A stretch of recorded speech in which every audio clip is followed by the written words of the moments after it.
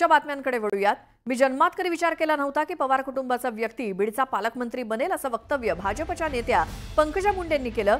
बीड शहरामध्ये एका दैनिकाच्या कार्यक्रमात त्या बोलत होत्या आणि यावेळी व्यासपीठावर राज्याचे उपमुख्यमंत्री अजित पवार सुद्धा होते।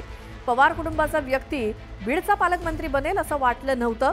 तुमच्या विचारांचा असेल पण तुम्ही स्वतः वेगळा अनुभव आमच्यासाठी असेल। एकदा अशी परिस्थिती निर्माण झाली तेव्हा मी स्वतः म्हटलं होतं की अजितदादांना पालकमंत्रीपद देऊन बघा। आपल्याला आपल्या लेकरांचे कान बाहेरच्या व्यक्तीने टोचले तर दुखत नसतं असं देखील पंकजा मुंडे म्हणाल्या।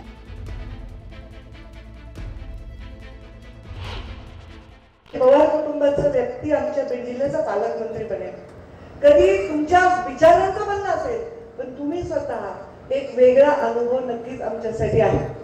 आणि एकदा अशी परिस्थिती निर्माण झाली तेव्हा मी स्वतःही म्हणले की या जिल्ह्याचं पालकमंत्री पद अजितदादांना देऊन बघा, कारण कधी कधी आपल्याला आपल्या लोकांचे घरच्या लेकरांचे कान पकडले तर त्यांना फार दुखत नाही, पण बाहेरच्याने फटकारलं तर जरा ते व्यवस्थित काम करतील आणि दादानी फटकारलं तर राज्यातले लोक काम करतात।